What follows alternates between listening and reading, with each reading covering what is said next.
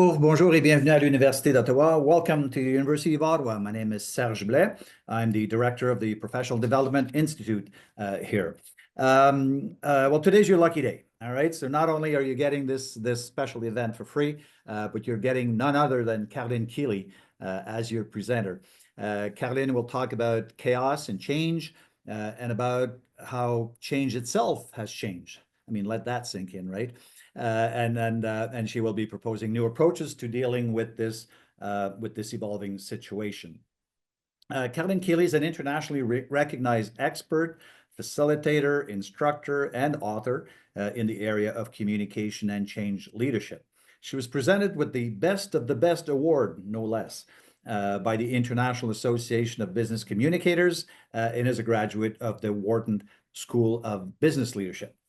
Caroline is the lead of our highly rated leadership development program for communicators. She designed it herself, actually. And if you're interested in this 3-day program, there's still a few available spots. It starts on May 27th. She's also recently developed an online 2-half-day masterclass on leading through chaos and change. We just put it up yesterday. We already have registrations for that one. This one is in early June. We'll give you the exact dates as we progress through this presentation. Now, we also have a large group of participants to this event from across Canada, starting in Yellowknife, Vancouver, Toronto, Ottawa, Montreal, Charlottetown, and everything in between, I guess. We even have people from Australia, I'm told. It's probably midnight down your way. And I believe we also have people from the US. And what can I say? Welcome to Canada. We're so happy to have you here. You can stay if you want. And of course, we want this session to be very participative and active. So I will be moderating a QA segment in the last half of the presentation. So please do submit your questions or comments as we go throughout the session in the Q&A box at the bottom of your screen here, and we'll try to go through as many of them as we can. I don't need to tell you about where to get coffee and where the washrooms are. You would know this better than I do. And so with that, voila, we'll open the curtain and call Caroline Kealey on stage. Over to you, Caroline, please. Great. Thanks so much, Serge. Hi, everyone. I'm so pleased to be here with you to talk about this theme of leading through chaos and change. This is a new program that we put together quite recently, and it's certainly a very hot topic. Originally, it was entitled WTF is Going On, and I sort of wondered, how are we going to translate that? So we presented it actually at the House of Commons a couple of weeks ago, and they translated it which I thought was quite charming, as Aïe aïe, que se passe-t-il? Alors, c'est sûr que c'est une thématique qui est très, très, très présente de nos jours et on a hâte de plonger dans le sujet ensemble. In keeping with the University of Ottawa's commitment to bilingualism, we are certainly happy to engage with you in the language of your choice, although the session will primarily be in English. So what we have in store for you today is a bit of a nugget on this big topic about the environment of change and chaos that we're dealing with these days.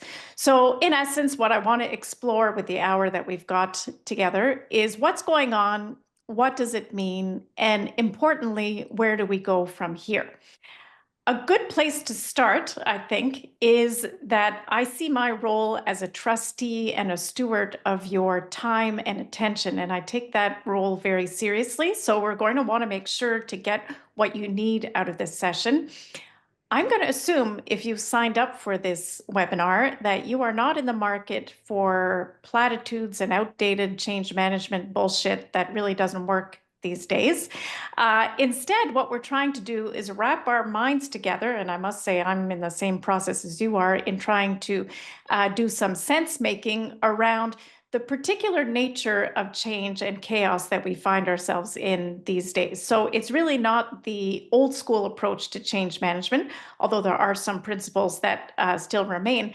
But I think this is a time that is calling for a different fit for purpose approach to leadership. And that's what I'm hoping to offer today. So if we start off with the big picture, and this is a model originally developed by Daryl Connor, a good question to ask is, do we need change leadership at all? Because you might say, well, in an organization, if the boss is saying that we're changing something, isn't it the case that the gravitational pull of the organization and the hierarchy is simply going to get people to do what we want them to do? So I think sort of yes and no would be the answer to that. So the one way to think about this is that there are two different buckets of change. You can think about behavior change and mindset change. In the bucket of behavioral change, you might be looking for incremental change, which could be small policy changes, or we're going to use a different form, that sort of thing. And in that case, fair enough. Certainly the natural hierarchy of an organization is probably going to get you to where you need. However, if you are looking to effect disruptive change, that is to say, a break in people's common habit or understanding of how to work, then we know you're going to be facing resistance. Resistance is the natural consequence to change, and you don't want to be fighting an underground battle of resistance. Similarly, if you want to effect a mindset change, which is something increasingly we're finding among our clients, for example, we want a different mindset about a team, or we've merged companies and we want to get people thinking about their company in a different way, or we want to have a culture change. We want to be more customer centric, or we want to be more agile. We know for sure that this is a call for a special kind of leadership, because you can't change a person's mind. You can just create the conditions for them to change their own mind. And so this is trickier than it looks. And that's why we're going to just put a pause on the old school change management models and look forward to, I think, a more pertinent, a more relevant, a more pragmatic approach to leading change, including the disruptive kind of emergent change that increasingly organizations are facing. When I started working with sales offering change management workshops here at the University of Ottawa's Professional Development Institute, to be honest, those were easier days because we knew what the thing was that was changing. And now one of the most challenging, but actually one of the most exciting things is that change itself has changed, and increasingly we're working more with emergence. That is to say, we know we can't keep doing things the old way that we used to be doing them, but we're not yet sure which way we're going moving forward. And so that's the sort of space I want to explore today. So when we think about it, change has changed in a whole bunch of ways. For one thing, we are at a moment in time where we are facing transformational changes that are going on in our social fabric, certainly in our economic fabric, in our political fabric, the likes of which we've never seen. And I think it's the confluence of these changes that is leading to a sense of disorientation that is really calling upon leaders to pull out a whole new set of skills, a whole new set of mindset. It used to be that we would say, okay, well, if we need people to change, we need a burning platform.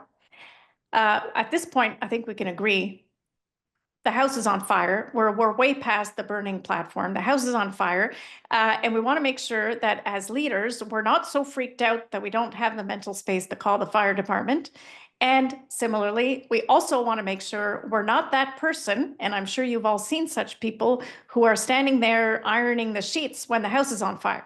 So it's a time where we're calling upon courageous leadership, leadership with presence, clarity, and sturdiness, which is what we're going to be exploring.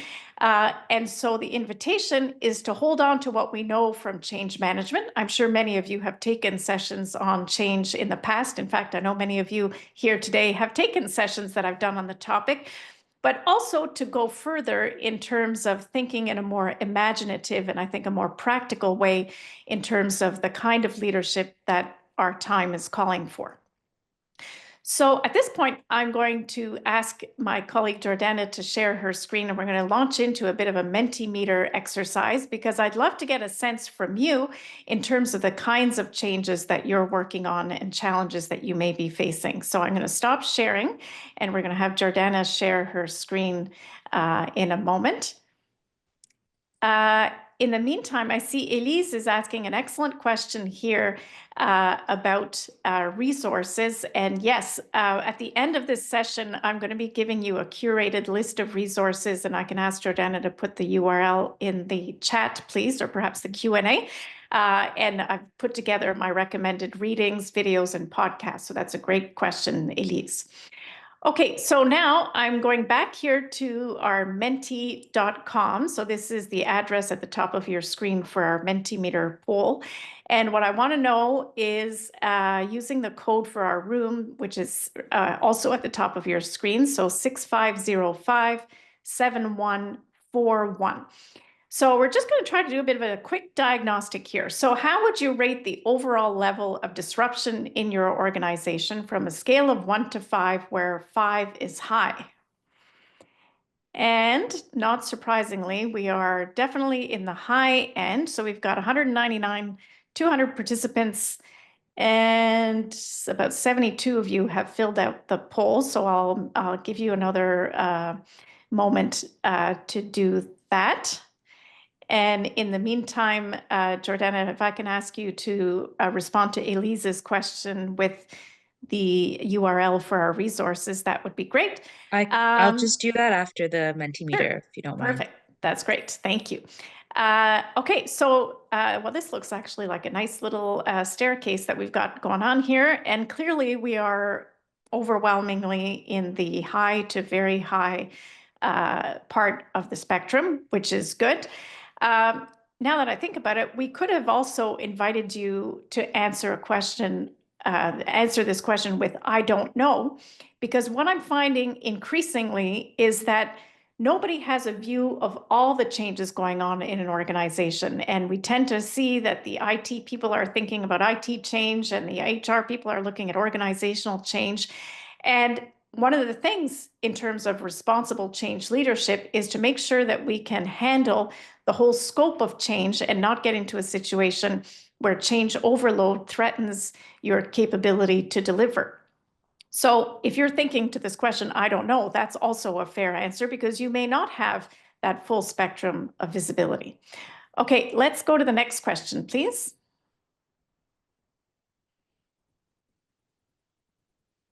How would you describe your organization's change landscape? So here I'm going back to that original slide I was showing you with the 2 types of change. Do you feel you're working in an environment where mainly behavior changes are required, mainly mindset changes, or both behavior and mindset? Okay, this is interesting, that very clearly what's coming out strong is both behavior and mindset. That's very common, and I think is a really important unlock, because what often happens is what appears on the surface to be a behavior change, like, for example, we're going to use a new CRM system or something like that, underneath is actually a mindset change. And unless we're having visibility to those 2 dimensions, going beyond just what's easy to see, but going sort of under the surface, we often miss the boat. So, for example, I'm sure you've all seen organizations that have installed new technology, but haven't quite realized the full benefits because people didn't clue in that that new technology was supposed to signal or shift toward a different way of thinking about our work. Okay, so this is pretty compelling. Overwhelmingly, we're in both behavior and mindset change. Already a very important foundational insight to leading through change and chaos. Let's go to the next question, please. When you think about the changes going on in your organization, are they mostly defined? That is to say, you know what the thing is that you're changing. Is it emergent, like you're building the airplane while flying it, and we don't quite know what the thing is? Is it both, or is it not sure?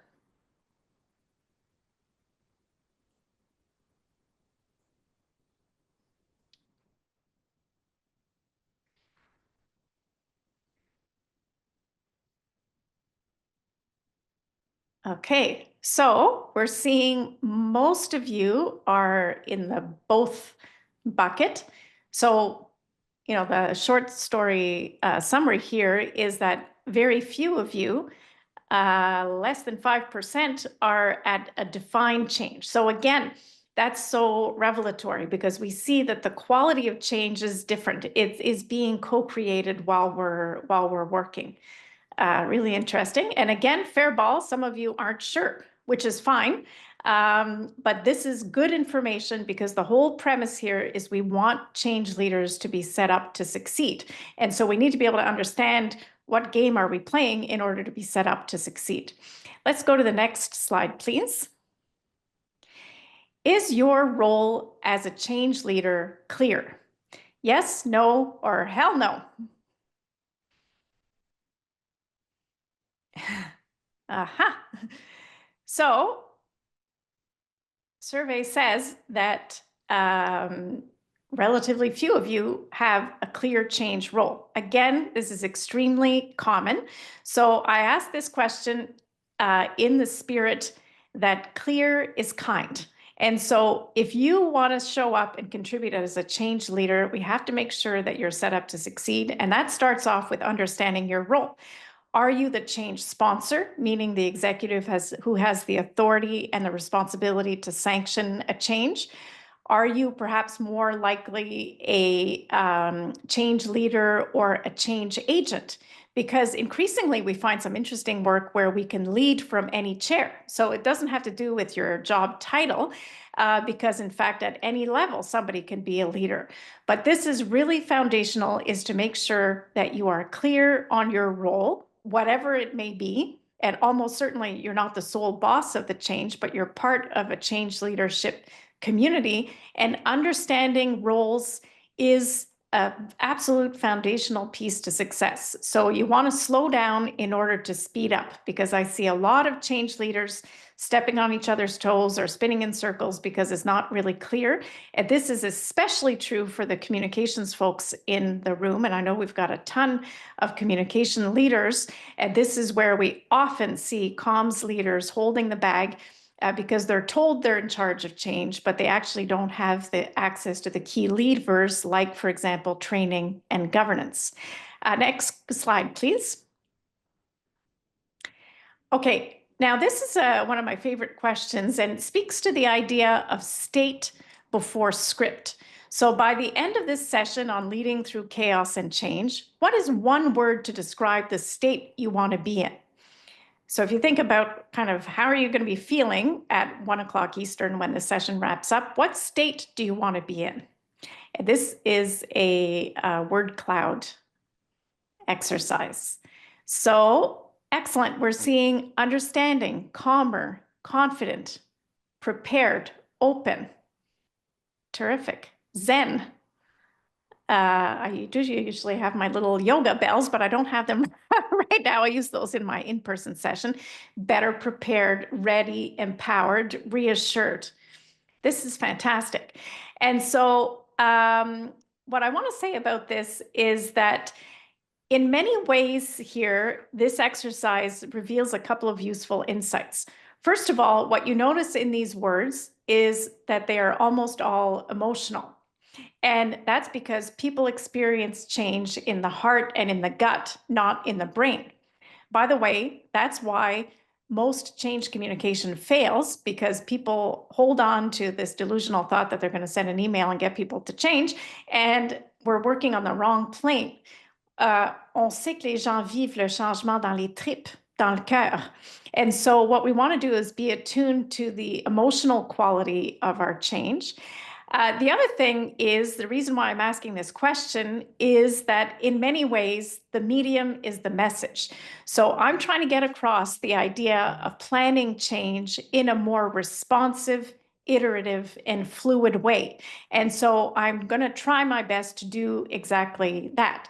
So another way to put this is, obviously, I'm not going to show up to a University of Ottawa webinar unprepared. I do have a plan, and we do have something that we're wanting to achieve.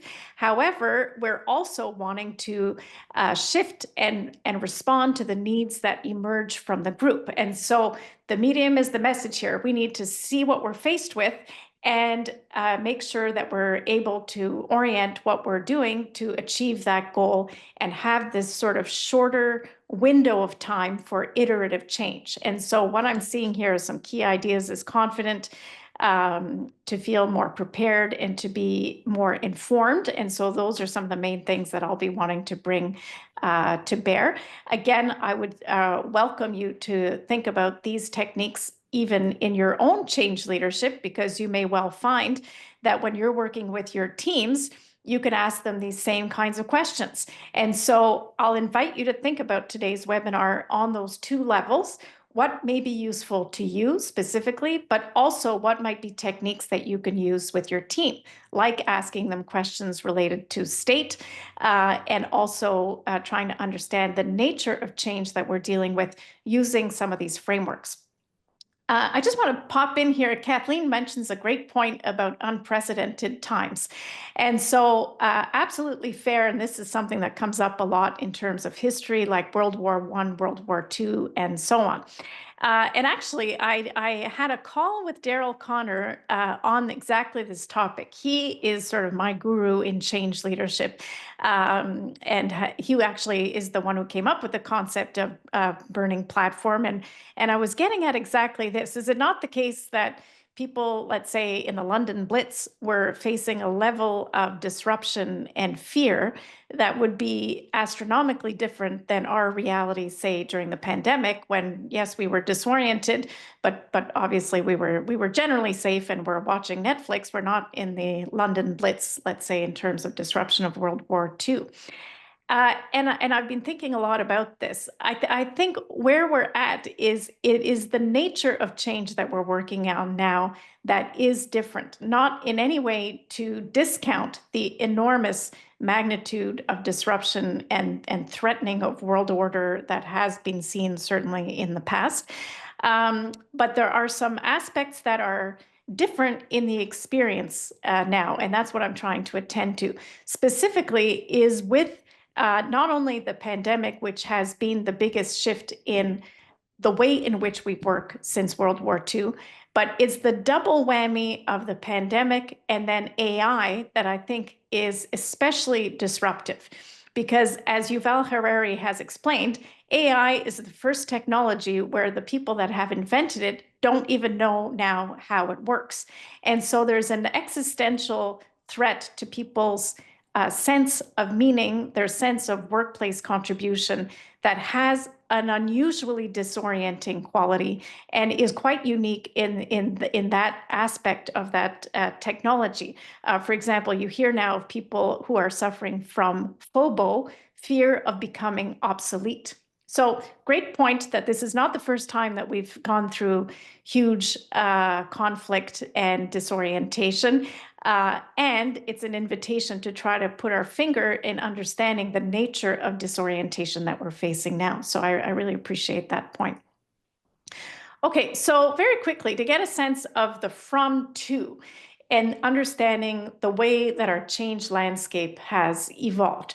So in essence, we're moving from a time when we had solid structures, for example, the traditional iconic org chart in an organization, to now working more in liquid systems.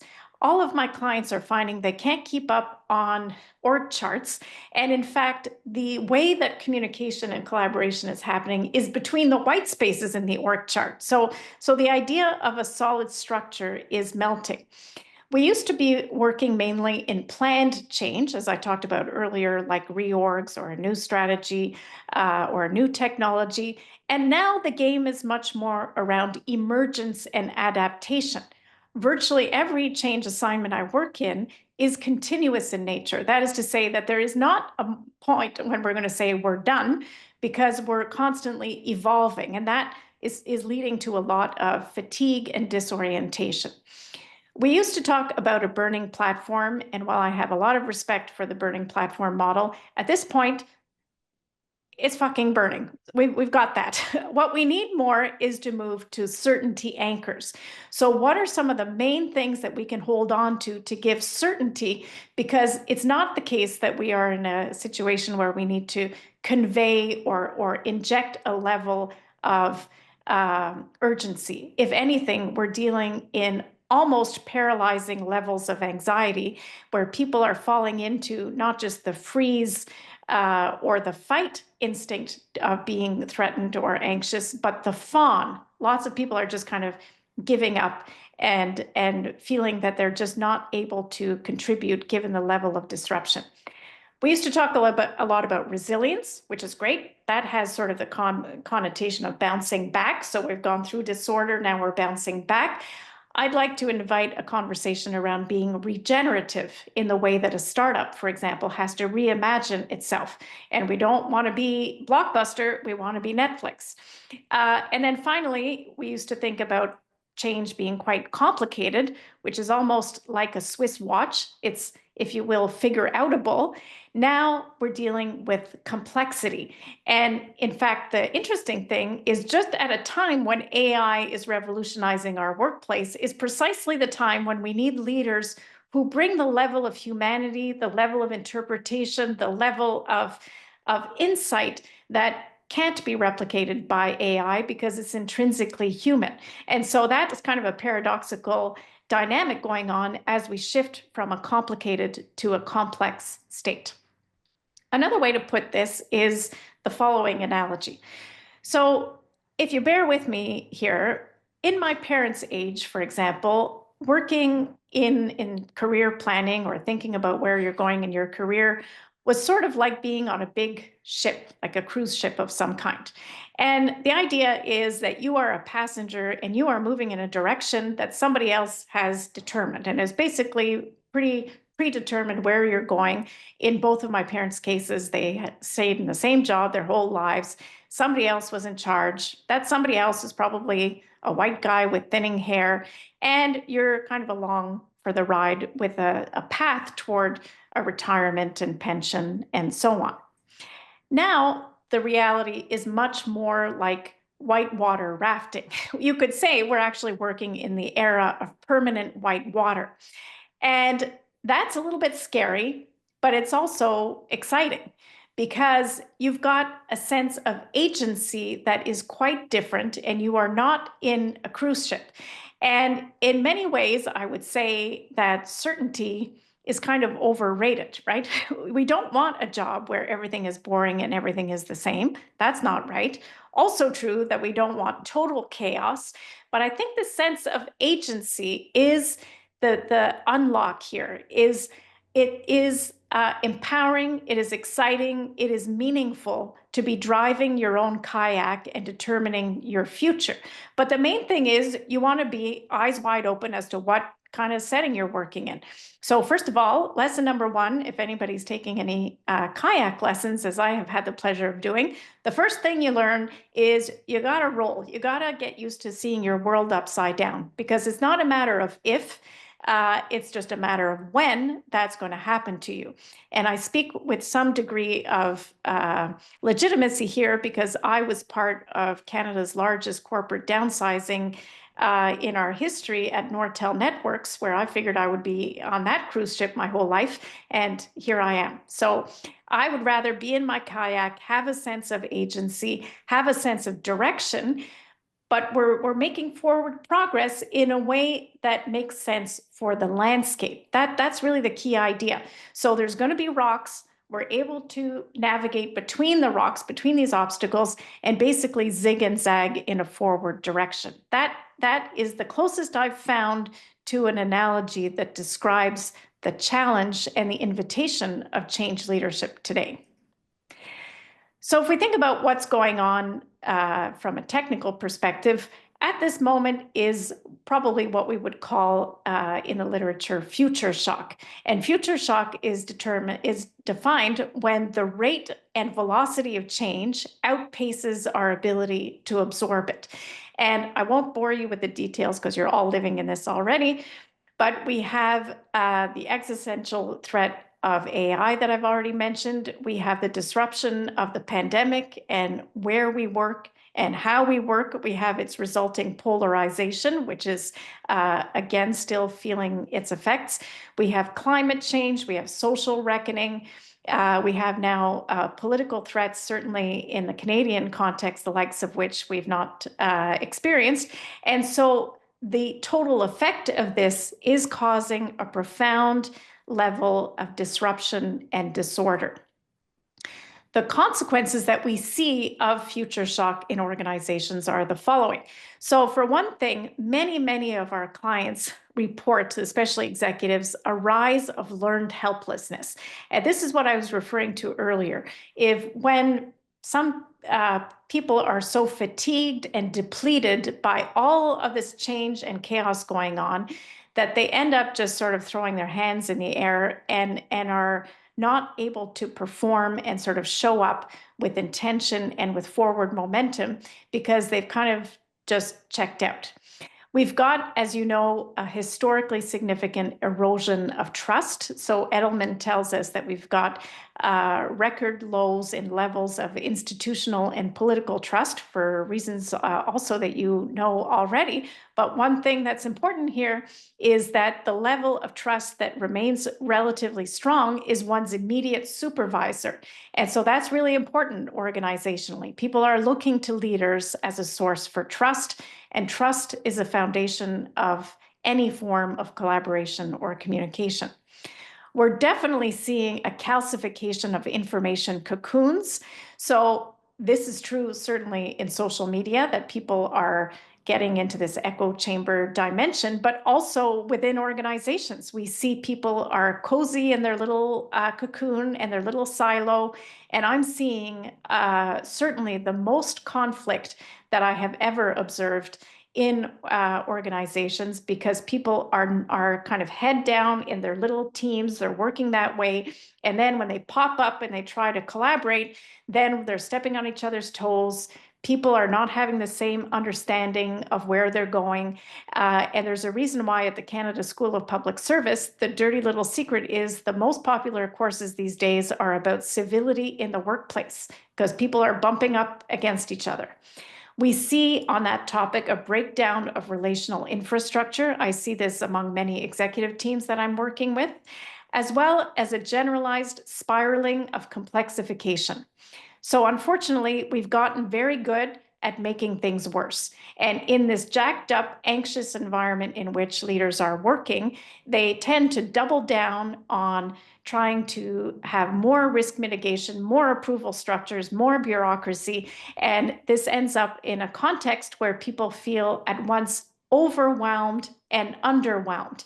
They're overwhelmed with the amount of paperwork and process and heaviness imposed on them. And yet at the end of the day, they feel kind of meh about it because they actually have not produced the amount of generative, creative, meaningful work that would be satisfying. So what does all this mean? The big idea here is that we need sturdy leaders. That is ultimately what we need to be as leaders and what our employees are looking for. So what do I mean by that? First of all, is the energetic way you show up. People are looking for leaders who are confident, who are clear, who are that calm voice in a time that's really topsy-turvy. It ends up being an invitation to hold two ideas to be true at the same time, because leaders these days have to balance empathy with accountability. And if you think about it in those terms, at different times, you see the scales of the balance tipping in different directions. But we need to be able to hold both of those ends at the same time. And in many ways, this is about using yourself as an instrument of change. And so leading change, providing clarity in disruption and disorder is some of the most important, meaningful work you can do. And the thing that's really exciting about it is it's not to do with your job title. Nobody's job title is leader in time of chaos and change, but that is precisely what we are looking for and is very much within your grasp, regardless of the level or state of hierarchy you may find yourself in. Okay, a few ideas on where we go from here. So the first thing is I would really recommend that you think in terms of a compass before a map. So I know this is a bit weird because my company is called Results Map. And yes, I like to map towards success and results, and that's all good. But first of all, we need to know which way's north. And again, in the spirit of slowing down in order to speed up, this is one of the most important things to do. I was working with a healthcare client, and this analogy kind of was especially vivid. that you think about it, if you're running an ER, you don't know exactly what kind of crisis is going to walk in your doors. You don't know what kind of problems are going to be on board or which nurse is on shift and so on. But what you do know is that you are in the business of saving lives and providing quality health care. And all of the other complexity about the surgery, the technology, the process, the HR protocols, and all of that are in service to a very clear sense of which way's north. That's the kind of crisp clarity that we need to have. And then we can zig and zag our kayak in the correct direction to the extent that we know which way's north. A few quick ideas, and then I'm very keen to open it up for discussion. So the first thing that you can do in leading through chaos and change is to achieve forward motion. There's some interesting research from Gardner that shows that the most important source of motivation in the workplace these days is progress. Racehorses need to race. They want to get shit done. They want to see that things are moving forward. So really important to have realistic goals and shortened time zones so that we can have that sense of momentum and progress. The next is to command the space you occupy. I'm concerned that I see a lot of leaders who are so depleted that they end up playing small. And I hate to say this is especially true among women leaders that I work with. But this is a time where we're calling for courageous leadership and presence. And so I encourage you to command the space you occupy. Many of you mentioned that your change role isn't clear, and that's cool. So then draw a bigger box. How do you define that space in which you can contribute the kind of clarity, courage, and collaboration that I'm talking about? And then finally is to go for more signal, less noise. And this is a topic I'm very, very passionate about. We are working in the most information-saturated era in the history of mankind, where the average desk worker's attention span at a computer is 47 seconds. And let me tell you, I'm under no illusion that all of you are sitting watching this webinar, because almost certainly you've got a phone in your hand and you're multitasking, as we all do. But our employees are drowning in information and noise. And so one of the most responsible things you can do is to establish a clear signal of which way's north and maintain that fidelity to that sense of clarity. Also, a really easy trick is to reduce noise. So how can you take an axe to duplication of messages or lack of clarity? Employees are spending 12 hours a week just trying to find information. So that's not cool. We want to set people up for success and make sure that they're working in an environment of clarity.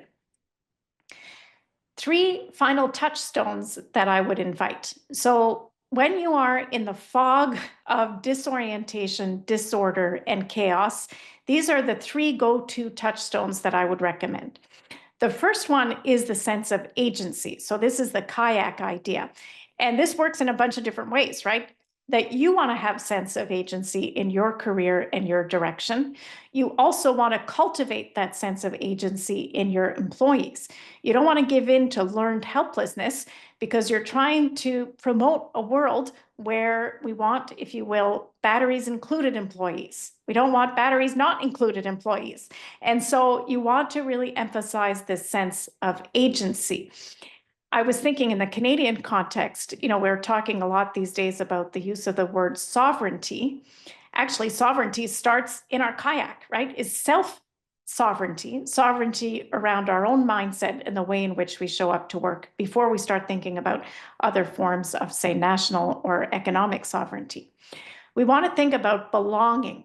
We have an intrinsic human need for connection and community. And so I have found in my experience working with leaders and a variety of clients in the public and private sector that community can be a really important instrument for change. What can you do to connect people so that they have a shared sense of purpose and a shared meaning around their work? And then finally, the idea of certainty anchors. In a time of high stress and high disorientation, how can you make clear what are certainty anchors? Like in the hospital example I was mentioning earlier, We don't know what the latest techniques are. We don't know what computer system we're using or what kind of crash is going to come in the door tomorrow.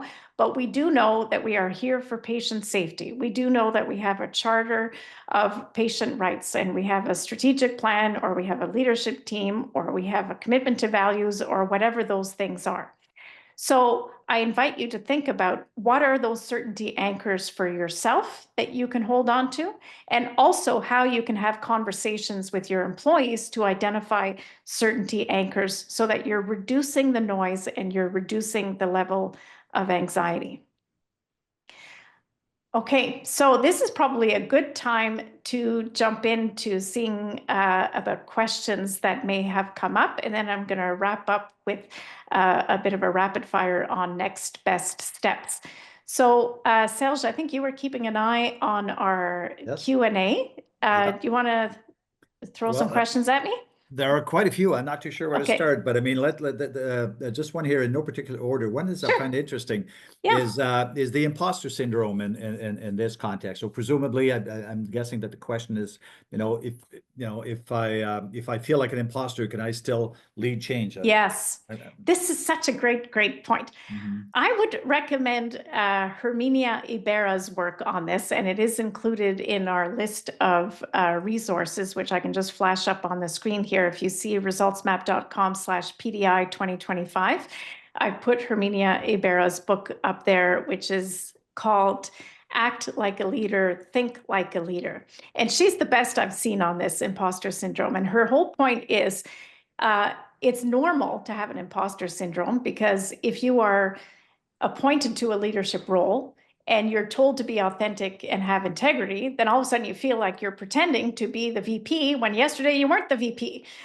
So she's got this idea like swimming. If you want to be a swimmer, you're going to need to get in the pool. And then once you start swimming, your identity will be as a swimmer. So I think this is an excellent insight about this risk of imposter syndrome, which is very real and very pervasive and very normal, because none of us know what we're doing here in trying to find our way through the dark. So we got to sort of accept that. And humility is a really important first step. Okay, Cheryl's indicating that the link of resources doesn't work. It worked for me before the call, so maybe I'll see if Jordana has some ideas there. And in the meantime, let's see if we've got another question there. Serge? Yes, so from Mr. and Mrs. McCallum, do you think that a servant leader can be an effective change leader?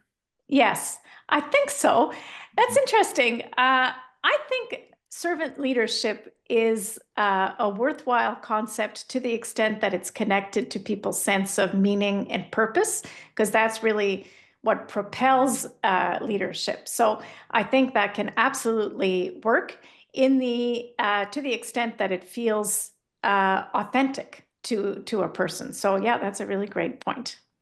And somewhat related to that, I guess, Alice has been asking both in the Q&A and in the comment box. I think she really wants that question out there. Yeah. Could you provide examples of certainty anchors? Great. What they could be? Yeah, that is a great question. So I would say, for example, I'm working at the moment with a large Canadian Crown Corporation that's going through a lot of different change, and we did a workshop exactly on this. And so we say, okay, we don't know exactly what the future is going to hold. Of course, in the Canadian government context, we don't know who's going to be the next government or what priorities they may have or whatever. But what do we know? We know that we are accountable for a certain act. So there is a policy instrument that we are accountable for. We know that we have a strategic plan. We know that we have HR commitments, including our values and our sense of mission. So these are the things we hold on to. I almost prefer this concept in French, de se dire quelles sont les balises qu'on a autour de nous qui peuvent nous orienter. That to me feels better, but it doesn't really seem to work so well in English. So these are the sorts of things that you could look at. I would also say that when we're dealing in a time of high disruption and change, it's important to kind of dial into our own personal certainty anchors. And so you probably did this without this language during the pandemic, that you'd say, gee, I don't know, tomorrow, can I go to the grocery store? Are we wearing a mask? What are we doing? But you did know, okay, my family is my most important thing, or I'm committed to my church community, or whatever are these certainty anchors in your own personal life. So this concept, I think, is really important, both in the personal and in the workplace environment. And in fact, I learned this concept from Brian Gorman, who I believe is on our call joining today. So you're welcome to pop in if Brian wants to join in on the chat. Any other, we probably have time for another question or two. Go ahead. Yeah, sure. There's lots more. Okay, so okay. Julie Morin here is saying, and again, I'm paraphrasing a little bit here, so I apologize if I'm not precisely on your question, but what do you recommend leaders do if you don't have clear direction from above, but you still need to take action? So to your point of not being, defined about what the change is, and yet you're expected to drive change. Yes, this is a beautiful, beautiful point. And I do find this, a lot of leaders have their head in a vice because they get employee questions and then they don't have the clarity from on top. So that's kind of an uncomfortable space to be in. So what I would say is a couple things. The certainty anchors I would go back to. Also, in navigating through the dark, my kind of touch points that I refer to often are first of all, relationships. So what are the key strategic relationships you can cultivate to try to get clarity to the extent possible? But some of these things may be unknown. For example, I know we have many people joining us today from the Canadian public sector where we don't know who's going to win the election or what the policy is or what the budget is or anything like that. But we do know certain things in terms of Government of Canada processes and policy. And we can, I think, go back to the idea that in a time of high uncertainty, we want to establish certainty of communication. So I would show up bravely, and I coach a number of executives to do just that. Maybe you got to just meet with your staff every 2 weeks to say, okay, here are the questions I've asked. Here are the relationships I'm cultivating. Here's what we know. Here's what we don't know. So that's a good thing to do, even on a whiteboard. What are our knowns and what are our unknowns? And look at this through the magic of the internet. Good golly, we've got Brian Gorman, who is an expert coach that I have worked with out of New York, who wrote a beautiful piece on certainty anchors, which is included on this link that you see here on the screen. And in the chat is generously giving us a sense here of thinking about what might be anchors, including a lawyer who discovered that one of his anchors was wearing a suit. Yes. Well, your lawyer friends in New York are going to need a whole lot of certainty anchors in the coming days here, it seems. So thank you, Brian. That's a beautiful and timely example. Okay. Do we have time for a question from Belgium? Yes, absolutely. Right. Alors, Christophe Guyot qui nous demande, oui, bonjour, Christophe, merci pour ta question. The question is basically, Christophe is saying, I'm observing the same thing in Belgium, where he works as an HR consultant for major companies.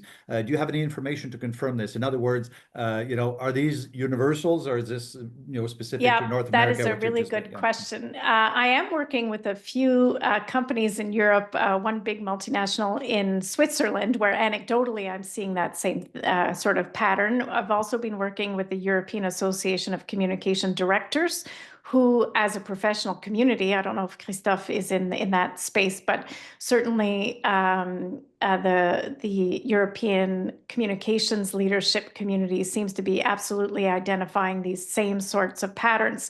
And that's a really good point, that much of this is about pattern recognition, which is exactly what we need now, is almost to have X-ray vision to be able to see how do different dots kind of connect. That's the kind of muscle that organizations are needing for us to flex these days. So that's a great question, Christophe, and thank you for joining us from Belgium. That's awesome. Okay. So Serge, what I was going to suggest I do is just the slide that I jumped over here was to invite people to do just a rapid fire chat using the chat as opposed to the Q&A, but we'll use the chat here. As I was mentioning earlier, we're trying to experiment with this idea that the medium is the message. And what we want to think about is, what is the next best step? We don't know all the future. We don't have a big 5-year strategic plan. I cannot imagine that anybody has any reasonable expectation that we will see a 5-year strategic plan actualize. But when we shrink the timeline and we think about iterative planning, that is to say, what is the next best step I can take? And then what's the next best step after that? So I'm going to invite you to think about this question and pop into the webinar chat. When you think about your own participation in this session, what is the next best step that you can take out of this session? I saw Monica, who is a past graduate of our Leadership Development Program for Communicators, who's in fact sponsoring today's session, was putting in a question about recording. So yes, we will be sending the recording of this session as a follow-up. And I'm seeing here some examples. So I'd like for folks to pop in the webinar chat what your ideas are for a next best step after this workshop, like eating an elephant one bite at a time and being flexible. I hope even one thing might be just reassurance that you're not alone if you're feeling disoriented and fatigued by the level of turbulence that we're going through. And again, just even having this sense of community is, I think, very, very important. One of the next best steps that you might do, and I see Brian here is suggesting being curious, is that we do have this list of curated resources. This includes some tools that I've developed, for example, a change agent toolkit and a primer on communicating change, as well as a bunch of recommended resources, including the piece around certainty anchors and how to show up as a leader in this, in response to the imposter syndrome question. If I loop back to the question when I asked you the question about state before script, people said on the screen when you did that word cloud that you wanted to feel informed, more confident, and prepared. Those were the 3 big ideas that came up. So I'll invite you to think even from your own experience. If you think about this idea that you wanted to feel informed, confident, and prepared, or many of you did you get what you need out of the session? And if not, what might be next best steps, which could be looking at these resources. Certainly, the University of Ottawa's Professional Development Institute has lots more to offer, specifically for communication leaders, but also for leaders more generally. And maybe with that, I'll hand it off to Serge, who might want to wrap up and say a few words. Well, Serge? listen, I mean, Kealey never disappoints. I mean, those of you who know her expected that, and those of you who just met her today, I think sees the energy, the passion in Kealey, but also the breadth and depth of knowledge that she has in her field. A few takeaways for me, and I mean, I could go on forever because one is define change. I mean, defined change is so important as a leader, and our shop is really going through a massive change and transition period right now. Defining the change is sometimes very, very clear in the director's mind of what change is supposed to be, but let's not take for assumption that everybody does. AI, I wish we could have another 2 hours just for AI and the impact of AI, positive and negative, on the change ecosystem, if I can call it that. And I'm also reminded, I'll leave it at that. I don't mean to summarize your whole presentation. There's too much to do, but the notion of agency as well, and as our friend, our former colleague, the Dean of Medicine and Psychiatry, Jacques Bradwin, used to talk about locus of control, right? So the more you sense that you have control over something, the less stress you're likely to be about it. But also to determine, what can I control and not. If you stress over the weather, there's not much you can do. The locus of control is way out and unattainable. anyway, these are just concepts that I think could each, you know, be a one day course. And speaking of courses, allow me to plug in, if I may, the two courses that Caroline has been developing and is offering now. So May 27th, so a 3-day program called Leadership Development Program for Communicators. There it is on your screen. There are still spots available there, so you might want to rush in and register for that one. June 4th and 5th, those are 2 half days on leading through chaos and change. We've had a taste of it today, but much more, of course, in a 6-7 hour period. And as I said, it is your lucky day. As Caroline mentioned, you will be getting the recording of this session. Give us a couple of days to work things out, and everyone here on the call, on the call, will be getting a recording of the session. And feel free to share it. I mean, this is for sharing. That's the reason we're sending it out. Merci beaucoup à tous les gens qui nous ont rejoints de partout au monde, everybody around the world. It was so nice to have you here. Thank you so much. And please, send your feedback in, positive, negative. I'm sure it'll be mostly positive. And we look forward to doing this again with you all. Merci beaucoup. À bientôt. Au revoir. Merci, Serge. Thanks, everyone. Great to see you. Really appreciate your coming out.